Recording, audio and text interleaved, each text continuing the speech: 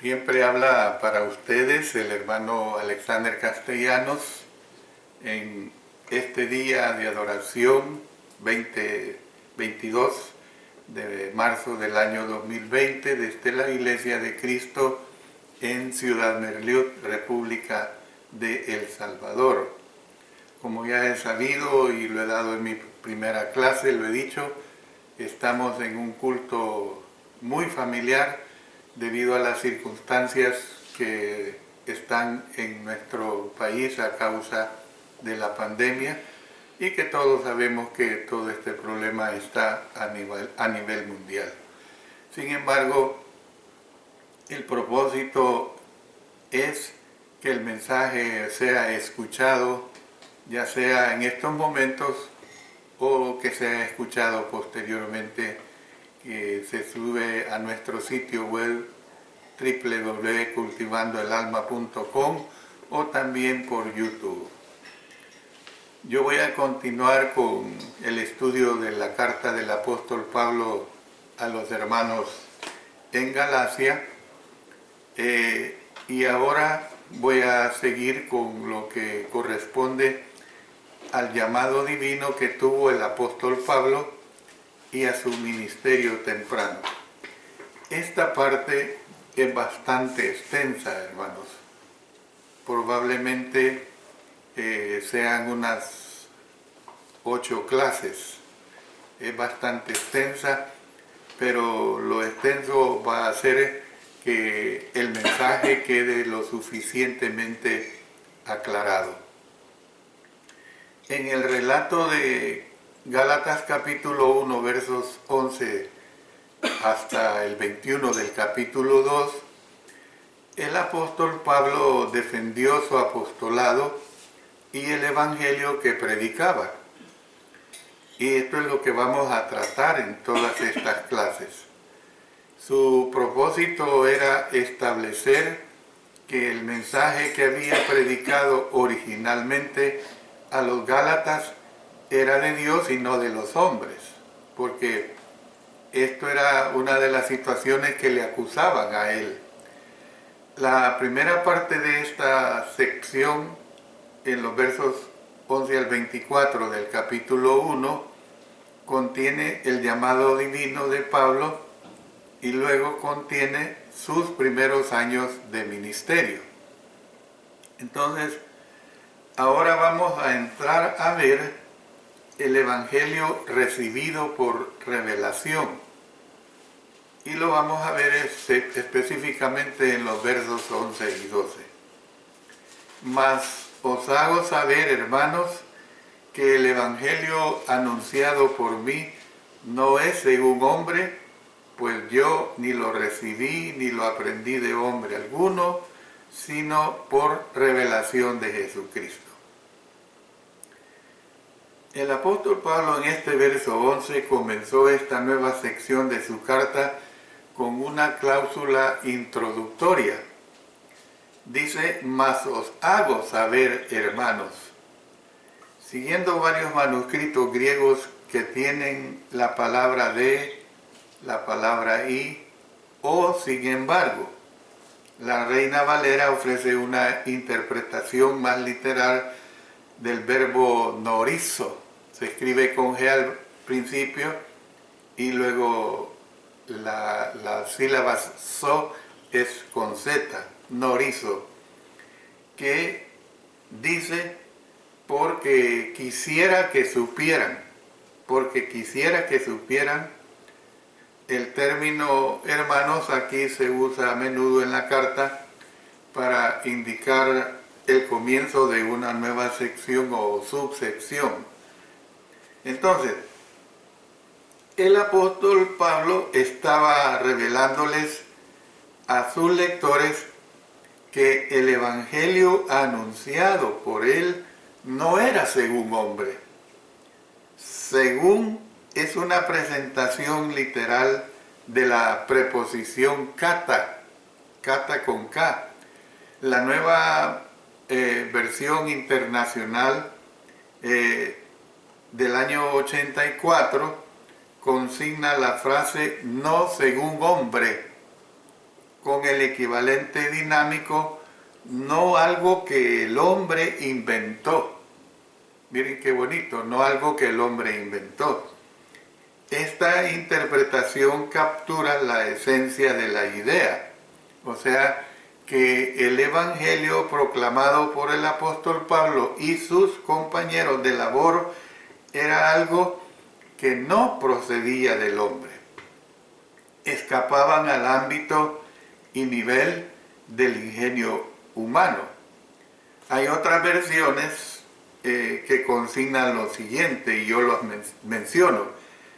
No el evangelio del hombre, no de origen humano, no basado en meros razonamientos humanos y ninguna invención humana.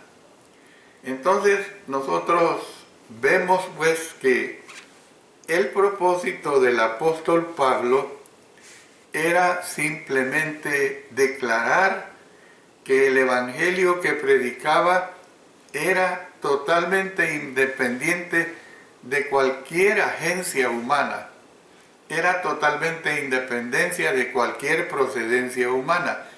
De ninguna manera dependía de los otros apóstoles, ni era por lo tanto inferior ni menos confiable que el mensaje que los demás apóstoles predicaban. Es decir, que el apóstol Pablo lo que quería era inyectar confianza en sus oidores, específicamente inyectar confianza en los hermanos en Galacia, porque eran los que se habían metido a problemas. Luego nosotros vemos en el versículo 12, se ven varias verdades son ahora confirmadas acerca de este evangelio. En primer lugar, el apóstol Pablo no había recibido este evangelio de hombre alguno. Yo no lo he recibido de ningún hombre. La palabra recibí proviene del verbo paralámbano, que a menudo se refiere a la recepción de la tradición oral. Entonces, el mensaje no había sido transmitido a él por el hombre. En segundo lugar, Pablo no había aprendido el evangelio. Dice que aprendí es un derivado del verbo didasco, que puede denotar la enseñanza informal, así como también la enseñanza formal. Entonces, como en un aula cuando se está a los pies de un maestro. Entonces, la forma en que lo recibió no fue un proceso didáctico normal de comunicación humana. Evidentemente, él lo recibió directamente de nuestro Señor Jesucristo. Por eso, en tercer lugar, él dice que Pablo había recibido el mensaje por revelación del Señor Jesucristo. El término revelación, que es precisamente la palabra apocalipsis, quiere decir una revelación divina. O sea, cuando usted oye la palabra apocalipsis, tiene que entenderla en el significado de una revelación divina. Entonces, había recibido el evangelio por medio de un canal profético inspirado de comunicación. Entonces nosotros podemos ver que en el Antiguo y el Nuevo Testamento hay ejemplos de aquellos que recibieron tales mensajes de Dios. Entonces vemos que la frase de Jesucristo implica que Jesús era el contenido, o sea, el objeto, pues. El objeto o el contenido de la revelación de Dios. Otra probable traducción es de parte de Jesucristo. Él lo recibió, dice, de parte de Jesucristo, que indica que Él era la fuente, o sea, el sujeto de la revelación. Entonces, esta opción forma un contraste más fuerte con las oraciones precedentes. Por eso es que la Nueva Versión Internacional consigna: no la recibí de nadie, ni me la enseñaron, dice. Más bien, lo recibí por revelación de Jesucristo. Entonces, las interrogantes son: ¿a qué revelación divina se refería el apóstol Pablo en este contexto? ¿Fue la aparición del Señor resucitado en la visión cuando él iba camino a Damasco? ¿Fue inmediatamente después de su bautismo? ¿Cómo podría inferirse en las palabras de Ananías que dicen: para que recibas la vista y seas lleno del Espíritu Santo? Lo vemos en Hechos 9:17. Poco después, el apóstol Pablo nos dice la Escritura en Hechos 9:20 que predicaba a Cristo en las sinagogas, diciendo que este era el Hijo de Dios. Entonces, el texto también dice que Saulo mucho más se esforzaba y confundía a los judíos que moraban en Damasco, demostrando que Jesús era el Cristo. Hechos 9:22. O sea, estoy diciendo todo esto para ver cómo se dio en el apóstol Pablo esta transición. Las expresiones tales como estar lleno del Espíritu Santo que tenemos en Hechos 9:17 no siempre quieren decir lo mismo en las Escrituras, especialmente en los escritos del escritor Lucas. En consecuencia, se pueden plantear varias preguntas acerca de Hechos capítulo 9, versículo 20. Y la interrogante es: ¿acaso el apóstol Pablo fue medianamente inspirado a hablar proféticamente, es decir, a hablar por inspiración? Entonces, ¿qué es lo que nosotros tenemos que ver acá? Indica Hechos 9:22 que su mucho esfuerzo era el comienzo de un proceso en curso por el cual su capacidad profética continuó creciendo. Si es así, ¿acaso alcanzó esta habilidad su plena madurez durante el tiempo que pasó en Arabia? Porque él fue llevado a Arabia.